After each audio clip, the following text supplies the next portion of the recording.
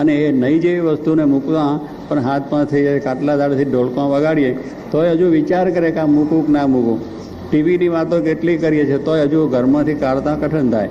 છોકરાને નથી કાઢી શકતા ને આપણે કાઢી શકતા. એટલે આપણે તો મૂળજો જ બાળકો, હા, કે બધા બાપાને હોય ને તો આપણે જોવી નહીં ઘરમાંથી. આપણા કરતાં મુસલમાન હારા. એના ગુરુએ કહ્યું કે બિચારા તત્તઈ ચચારમાંથી નાખી દે. સાંભળ્યું છે તમે બધાએ? આ મુંબઈની જ વાત છે. હું તારું સાંભળીએ છીએ. આજુ બોલો, કોઈ સાંભળ્યું છે કે નથી સાંભળ્યું? તાર ઊંચા હાથ કરો ને આમ બહાદુરીથી કે અમારે રાખી દેવા છે.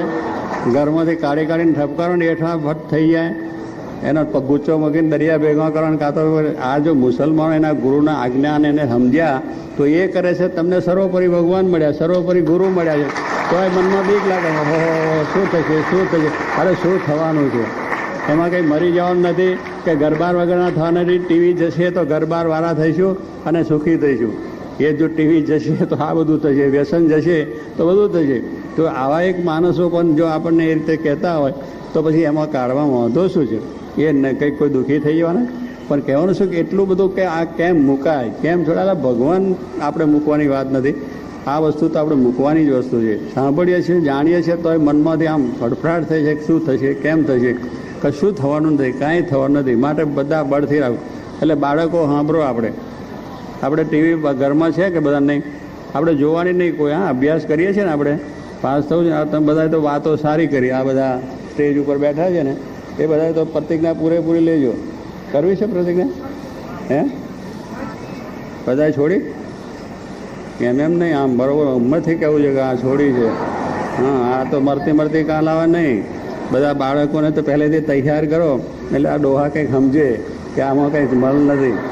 ત્યારે કહે 80 વર્ષે શું જોવું છે, 60 વર્ષે કંઈ જોવાનું છે? છોકરાને હજુ કંઈ તાલાવેલી હોય નવું જોવાનું. હવે તમે તો ખાઈ પી ઉતર્યા છો, ખાઈ પી ઉતર્યા છે. આ કારાના દોરો થઈ ગયા, આ દોધ બી ચાલ્યા ગયા, આંખ પણ ઓછી થવા લાગી. તો આંખ ઓછી હોય તો ચશ્મા કરીને પણ શું ભાઈ જોવું છે પેલા? તો એમાં આમ કરવા જાય ભેગા. હવે દેખાતું નથી અને ભગવાને ના પાડે છે કે આંખ ગઈ છે નથી જોવું, તો એવું જાય. કેટલીક વાતો એ ખરાબ હોય ને સાંભળે તો આમ પાછા કાન દઈને સાંભળે. આ કાન થઈ ગયા છે, હવે શું સાંભળવું છે? ભગવાન સાંભળો. પણ માળા લઈને બેસો ને જે કરવા જેવું કરો ને ના કરવા જેવું શું કાં બધું કરો? એટલે આ બધી વસ્તુ છે એ આપણે જીવમાંથી કાઢવાની છે. જો ભગવાન શ્રીજીમાને સર્વોપરી આપણે સમજીએ તો આ બધું જતાં વાર લાગે નહીં. સર્વ કરતા એ છે. આપણું જે સારું નરસું કરવાનું કરતા એ છે. આપણા માટે એ ભગવાન સર્વ કરતા છે. જે કરશે સારા માટે જ કરશે. એ વસ્તુ છે. દારૂડિયા ભાઈ એક આજે આવ્યા, કેટલા વર્ષોથી દારૂ પીએ જ બિચારો.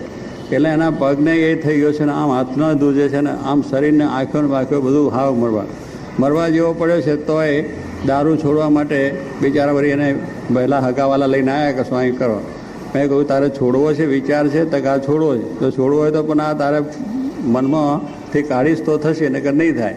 મેં કહેવાનું શું કે આટલી બધી હદે જાય. હવે ને 3-4 છોકરીઓ છે, એનું કુટુંબ છે. હવે એ બિચારું રજડે છે પણ આ દારૂ મૂકી છે. અને દારૂ પીવા માટે બજારમાં ચોરી કરે, કોકના ખિસ્સામાંથી ચોરી કરે, કોકની પાસે માગે, ભીખ માગે. દારૂ પીવા માટે ભીખ. એટલે આટલું બધું કર્યા કરતો તું મહેનત કરીને ભાઈ. મહેનત કરીશ તો તને રોટલો મળશે, તારા બૈરા છોકરો સુધરશે. પણ માણસ એટલો વ્યસનને આંધળો બની જાય છે ને આધીન થઈ જાય છે, મૂકી શકતો નથી. આટલું બધું થાય. પોતાની જવાબદારી કુટુંબની શક નથી. વ્યસન માણસ કરે પણ જવાબદારી કુટુંબ નથી. તું એક દુઃખી થાય છે અને પાછળ 4, 5, 6 જણ બધા દુઃખી થાય. એનો વિચાર તો કરે કે એના માટે કંઈ વિચાર કરીએ તો કેટલું આપણે થઈએ. તો માણસો આટલા બધા એ બધા થઈ ગયા કે મનની એટલી બધી નિર્બળતા આવી ગઈ છે માણસ કે મારાથી મૂકી શકાય નહીં. અરે બધું મૂકી શકાય, દુનિયામાં કોઈ મૂકી શકાય નથી.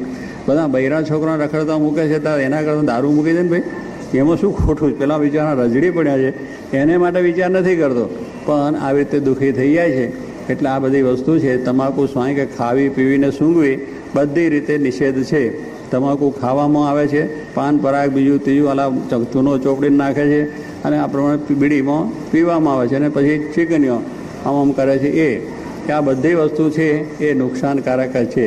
વ્યસન માત્ર નુકસાન છે. પછી એ ગમે તે હોય, એરોસીન હોય કે કેરોસીન હોય કે બધી જે જાતની વાત આવે છે અનેક જાતની વસ્તુ પણ બધી સાંભળીએ જોઈએ છે એમાં લલચાઈ જવાય.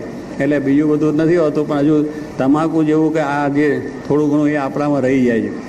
પેલી મોટી વસ્તુ આપણે નથી પણ નાની વસ્તુ રહી જાય. એ મૂકી જ દેવાની. અને ટીવી એક વસ્તુ છે આપણે એ આ વ્યસનોથી મોટું વ્યસન એ સર્વોપરી વ્યસન. એટલે આવી બધી વસ્તુની અંદર આપણે બધા એ કરવાનું છે, કારણ કે એમાંથી તો ઘણી વસ્તુનું ખરાબી છોકરાની અંદર થાય છે અને બધું આપણા જીવનમાં પણ થાય છે. ઘણી જાતની એવી બધી કેસેટોમાં જોવાની, કેસેટો કેટલી ખરાબ હોય અને કેટલા જાતના મારામારી હોય, ચોરીઓ હોય, કેવી રીતે લૂંટ કરવી, કેવી રીતે મારવું, આ બધું એટલે એમાંથી છોકરાનો સંસ્કાર આપણા બગડે છે. એ કરવાનું છે.